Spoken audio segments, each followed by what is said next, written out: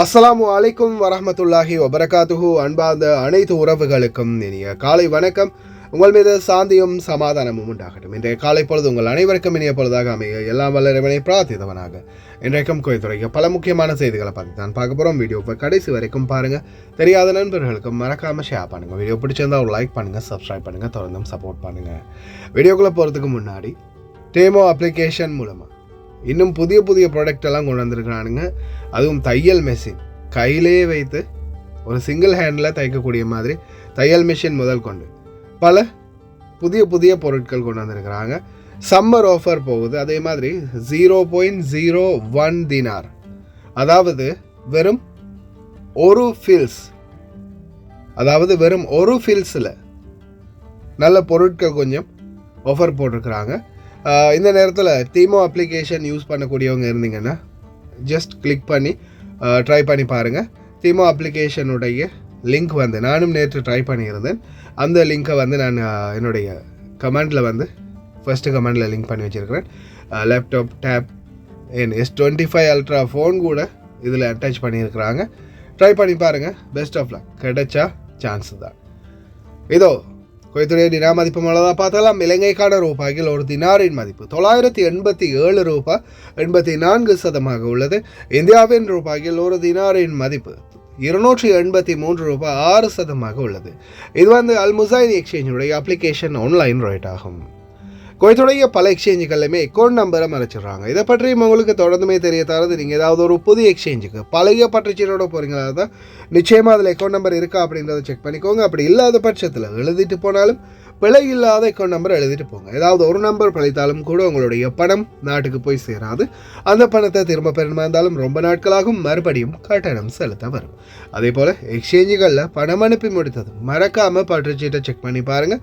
எல்லா டீட்டெயில்ஸும் சரியாக இருக்குதான். ஏன்னா நீங்கள் சரியான டீட்டெயில்ஸ் கொடுத்துருந்தாலும் கூட எக்ஸ்சேஞ்சில் வேலை பார்க்குறவங்க பிளவுறதுக்கும் அதிகமான வாய்ப்பு இருக்குது. அது மாதிரி பலருக்குமே நடந்திருக்குது. பணம் அனுப்பி முடித்ததும் பற்றுச்சீட்டை செக் பண்ணி பார்த்துட்டு வெளியேறுங்க. நல்ல எக்ஸ்சேஞ்சுகளில் கஷ்டப்பட்டு சம்பாதிக்கக்கூடிய பணத்தை அனுப்புங்க. அதே மாதிரி எங்கே அதிகமாக ரேட் கொடுக்குறாங்க அப்படின்றது தெரிந்திருந்தாலும் மறக்காமல் கமெண்டில் மென்ஷன் பண்ணுங்கள். குவைத்துடைய தங்க விலையை பார்த்துடலாம். 1 கிராம் 18 கேரட் தங்கத்தின் விலை 24 தினார் 762 ஃபேல்ஸ். 1 கிராம் 21 கேரட் தங்கத்தின் விலை 28 தினார் 889 ஃபேல்ஸ். 1 கிராம் 22 கேரட் தங்கத்தின் விலை 30 தினார் 276 ஃபேல்ஸ். 1 கிராம் 24 கேரட் தூய தங்கத்தின் விலை 33 தினார் 16 ஃபேல்ஸ். தங்க விலை படிப்படியாகவே கம்மியாகி வருது பார்க்கலாம். நாட்டுக்கு போனவங்க ரிட்டர்ன் வரும்போது புதிய பாஸ்போர்ட் கொண்டு வந்தால் என்ன ஆகும் பார்க்கலாம். ஒவ்வொரு பகுதிகளையும் 153 பேர் நேற்றைய தினம் இதோ குடியிருப்பு பகுதிகள், வீடுகள் இருக்கக்கூடிய பகுதிகள், கடைகள் இருக்கக்கூடிய பகுதிகள், அனைத்து பகுதிகளையும் சோதனை. கிரிப்டோ கரன்சி நபர் சிக்கினார். அதே மாதிரி 2 பகுதிகளில் தீ விபத்து ஏற்பட்டிருக்குது. குவைத்துடைய தீயணைப்பு படை விரைந்து போய் தீய கட்டுப்பாட்டுக்குள்ள கொண்டு வந்திருக்கிறாங்க. அதே போல் இதோ வெளிநாடுகளுக்கு பணம் அனுப்புபவர்கள் ரொம்ப கவனம். 6 வருடம் 15 வருடம் எக்காமா பிளாக், ட்ராவல் பேண்ட், இந்த மாதிரி பல சம்பவங்கள் பதிவாகி இருக்குது. காரணம் தடை செய்யப்பட்ட இயக்கங்களுக்கு பணம் அனுப்பியதாக பார்க்கலாம். அனைத்து தகவல்களையும் குவைத் இன்னும் 13 நாட்களுக்கு ஆபத்தின் உச்சத்தில் இருக்கும் அப்படின்னு வானிலை ஆய்வாளர்கள் தொடர்ந்துமே எச்சரிக்கிறாங்க. வானிலை ஆய்வாளர் பெதரல் அமீரா நேற்றைய தினம் கூட நான் ஒரு வீடியோவில் கடைசியில் அட்டாச் பண்ணியிருப்பேன். ரொம்ப மோசமான வெப்ப சூழல் இப்போ ஆரம்பிச்சிருக்குது குவைத்தில் அப்படின்னு சொல்லலாம். ஏன்னா அந்த அளவுக்கு வெப்பத்துடைய வீரியம் ரொம்ப அதிகரிச்சு இருக்குது. சாதாரணமாக ஏசிக்குள்ளே போயிருந்தால் கூட அந்த உடல் வெளியில் எவ்வளவு வெப்பத்தை உள்வாங்கிச்சோ அந்த வெப்பத்தை தணிக்கிறதுக்காக சாதாரணமாக குறைஞ்சது அரை மணி நேரத்துலேருந்து 1 மணி நேரம் கூட ஏசியில் இருந்தாலும் வியர்வை வெளியேறக்கூடிய நிலைமை உருவாகி இருக்குது. அதுலேயும் குறிப்பாக வயதானவர்கள் தயவு செய்து ரொம்ப கவனம். வெளியில் நடமாடும் போது முடிந்த வரைக்கும் நேரத்தை கம்மி பண்ணிக்கோங்க. வெளியில் வெயிலில் நடமாடுறது. அதே மாதிரி காலை 11 மணியில் இருந்து மாலை 4 மணி வரைக்கும் திறந்த வெளிகளில் யாருமே வெப்பம் நேரடியாக சூரிய ஒளி படக்கூடிய இடங்களில் வேலை செய்யாதீங்க. அப்படி வேலை செய்து பிடிப்பட்டிங்கன்னா நிச்சயமாக ஃபிங்கர் வச்சு நாடு கடத்துறதுக்கு வாய்ப்பு இருக்குது. பலவந்தமாக கூட உங்களை வேலை வாங்க முடியாது. ஆல்ரெடியே நிறைய தடவை நம்ம நம்பரும் போட்டிருக்கிறோம், கம்ப்ளைண்ட் பண்ண முடியும். ரொம்ப கவனமாக இருங்க. வெயிலில் யாருமே தயவு செய்து வேலை செய்யாதீங்க. برودة راح تكون قوية، توقع أن تنخفض درجات الحرارة وتقارب الصفر المئوي خلال الفترة القادمة، فهذا عند الله سبحانه وتعالى التوقع. إذا كانت أجواءنا في الجليبين فيها رطوبة راح يكون إن شاء الله الوسم فيها امطار وخير الربيع ويتأخر علينا البرد، لكن إذا ما كانت الأجواء فيها رطوبة وتأخرت علينا الرطوبة أو دخلت علينا أيام وانقطعت راح تكون الأجواء جافة، الوسم أمطاره ضعيفة، والبرد راح يكون شديد وراح يدخل علينا مبكر. والله أعلم. தடை செய்யப்பட்ட இயக்கங்களுக்கு பணம் அனுப்பிய குற்றச்சாட்டில் பலரும் கைது செய்யப்பட்டிருக்கிறாங்க. அதே மாதிரி ஒரே ஒரு ட்வீட் போட்டதுக்காக 3 வருட சிறை தண்டனை குவைத்தி ஒருவருக்கு, 6 வருடம், 15 வருடம், இந்த மாதிரி பல பேருக்கு பல தண்டனைகள் தடை செய்யப்பட்ட குழுக்களில் இணைந்ததற்காக. அதே மாதிரி சிலருடைய மொத்த கணக்கையுமே பேன் பண்ணி வச்சிருக்கிறாங்க குவைத்துடைய மத்திய வங்கி.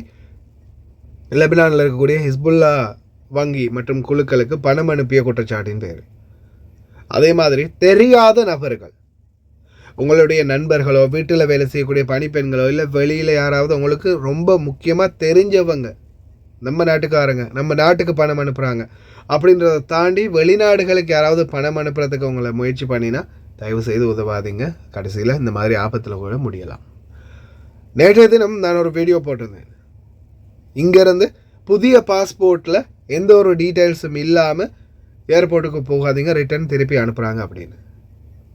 இதில் நிறைய பேர் கேட்ட கேள்வி என்னென்னா, இப்போ நாங்கள் நாட்டுக்கு போயிருக்கிறோம், நாட்டில் இருந்து திருப்பி இங்கே வரும்போது புதிய பாஸ்போர்ட் செய்து, இப்போ தூதரகத்தை பொறுத்த வரையில் இங்கே செய்கிறது ரொம்ப அதிகமான காஸ்ட் ஆகுது அப்படின்றதால சிலர் நாட்டுக்கு போய் நாட்டில் புதிய பாஸ்போர்ட்டை செஞ்சுட்டு வரலாம் அப்படின்னு முயற்சி பண்ணுறாங்க. ஒருவேளை உங்களுடைய இந்த லீவு காலத்துக்குள்ளே நீங்கள் புதிய பாஸ்போர்ட் செஞ்சு எடுத்துட்டீங்க, ஆனால் உங்களுடைய பழைய பாஸ்போர்ட் எக்ஸ்பைரி ஆகி இருந்துச்சுன்னா, காலாவதி ஆகி இருந்துச்சுன்னா, நீங்கள் நிச்சயமாக இலங்கையில் இருக்கக்கூடிய குவைத் தூதரகத்தை நாட வேண்டி வரும். இலங்கையில் இருக்கக்கூடிய குவைத் தூதரகத்துக்கு போய் உங்களுடைய புதிய பாஸ்போர்ட், பழைய பாஸ்போர்ட், பத்தாக்க மதனியா இதை அட்டாச் பண்ணி ஃபுல் டீட்டெயில்ஸையும் இந்த புதிய பாஸ்போர்ட்டில் என்டர் பண்ணிட்டு தான் உங்களால் வர முடியும். ஏன்னா குவைத்துக்கு வந்தப்புறம் இல்லை ஒருவேளை இலங்கை விமான நிலையத்திலேயே டீட்டெயில்ஸ் எதுவும் இல்லாததால் உங்களை ரிட்டர்ன் பண்ணுறதுக்கு, ரிஜெக்ட் பண்ணுறதுக்கு வாய்ப்பு இருக்குது. அப்படி இல்லாமல் உங்களுக்கு இன்னும் உங்களுடைய பாஸ்போர்ட் எக்ஸ்பயர் ஆகிறதுக்கு நாள் இருக்குது, அக்காமாவும் முடிகிறதுக்கு நாள் இருக்குது. ஆனால் அதான் அது குறைஞ்ச பீரியடில் இருக்குது. அதாவது ஒரு 6 மாதம் அல்லது 1 வருஷத்துக்குள்ளே உங்களுடைய பாஸ்போர்ட் முடிய போகுது. அக்காமாவும் இப்போ ரீசெண்டாகவே முடிய போகுது.